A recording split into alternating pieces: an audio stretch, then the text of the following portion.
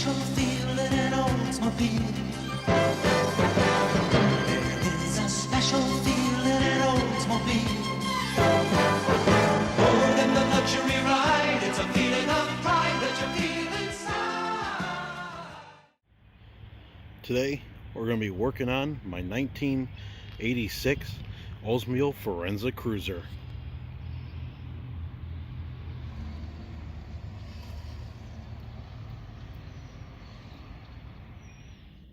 Today we're going to be working on the Firenza Cruiser. Going to be replacing the ignition lock cylinder. You see there's quite a bit of play in it. And we're going to be replacing the multi-switch, whatever the GM calls it. So I first got to get the steering pad off, which is two 7mm bolts on each side. And then I have a steering wheel puller I have from Harbor Freight that we'll be using to actually pull the whole steering wheel off itself. So let's go ahead and get started.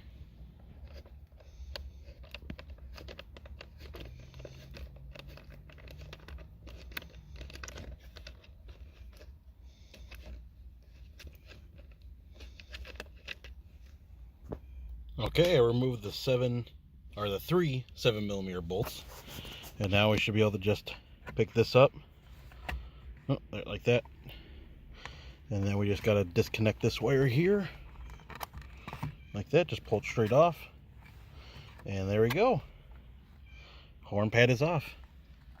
We'll just set that up there for good keeping. Looks like that's kind of, it's in good shape. But yeah, so here's what we're working with. Gotta get this bolt off, and then I can use my puller kit to start loosening it. So now I just need to get a socket that'll fit this here. Got my steering puller, I torqued down on it a little bit, tightened it. You go take one of these extensions here, depending on what your car has. You use the point, or for like concave, use that. And you also got a little smaller one too. And you just put that at the end of this here into the bolt there. I leave the bolt on just a little bit, make sure steering wheel don't go flying back at you in case it's like really stuck on there. And yeah, so now I just gotta unbolt these two, and we'll be able to pull the whole steering wheel out. So it's just that easy. Got the ring off here, this clip. And I just use this tool here from O'Reilly's. This makes this job so much easier. Pretty much you just screw this down onto the steering shaft, put this, level it up on here, and then you tighten this wing nut, and it pushes the clock spring down. And then just take a little small screwdriver, like a flat tip, and you can get in there and take that off. And then it's just kind of the reversal of what we did to put it on. Loosen up that.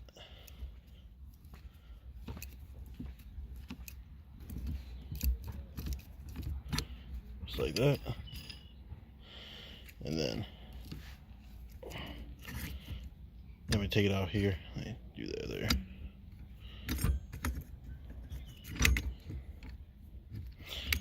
It probably helps to have two hands while doing this.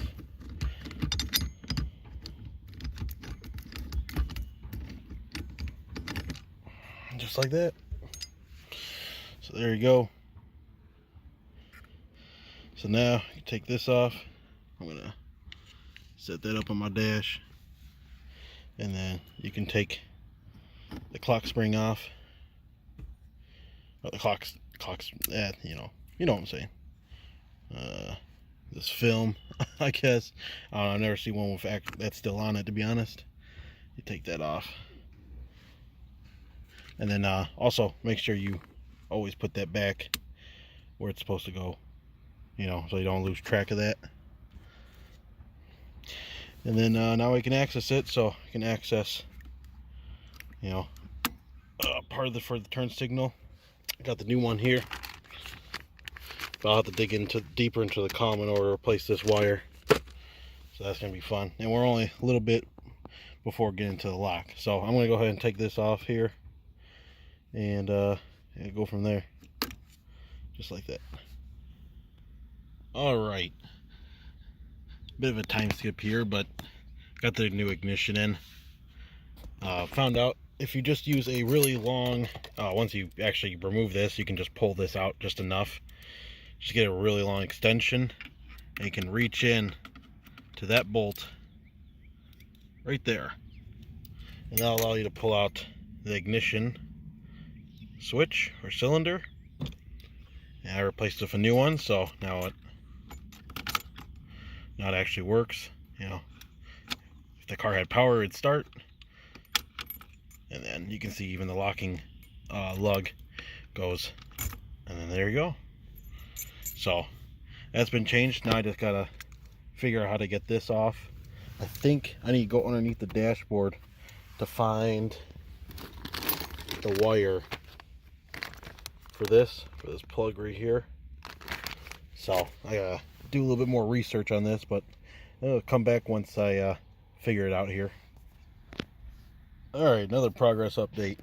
So I was able to pull the rest of the broken piece of the turn signal from here, because it was just glued in there, because we don't actually have to pull that. So now we just got to follow this wire here, go down.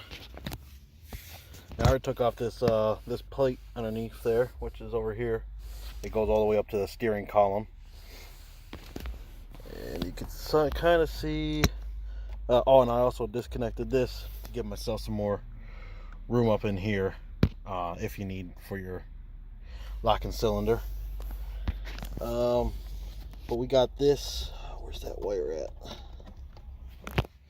So there's this wire here, this black one here, and you see on our new one, we just got to follow that until it makes its connection right here. So I'm gonna find that, pull it through, and then we'll just thread the new one down through there, hopefully, and go from there. New turn signal stock's on. Had to clean up all this. Had to wire up my own connector, because they're meant for G bodies, and I had to do for J body here. That's what this Firenza is. So it's like I just, you know, use my wire crimpers and stuff on that. It's easy.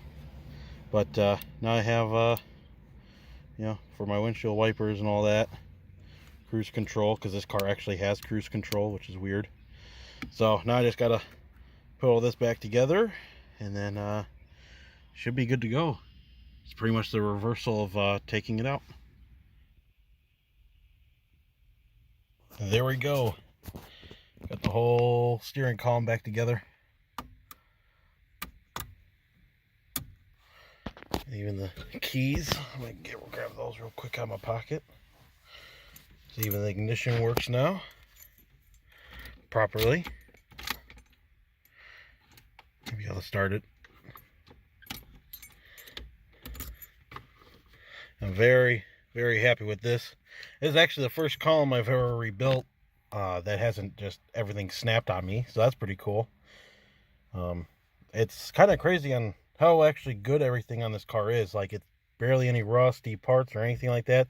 This thing has 259,000 miles on it. You can see the odometer has just, it's completely stopped working.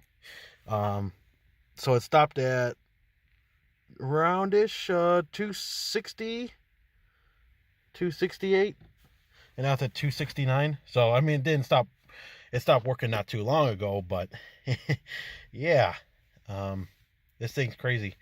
So the next thing we're going to be doing is putting the struts on for the trunk, or for the hatch, rear hatch. I'm waiting for the other one to come in. They came in separate packages for some reason. And then I'll be doing the front brakes, both calipers, rotors, pads, all that good stuff. And then just need to weigh on tires, and we should be able to start daily driving this thing, I guess. and then maybe eventually get this thing painted or something. So yeah, not too far away from actually completing this project. But definitely still a lot more work. Yeah, so close, but yet so far, as they say. So thank you again for watching, and I'll see you in the next episode of the Firenza. And here is the final result.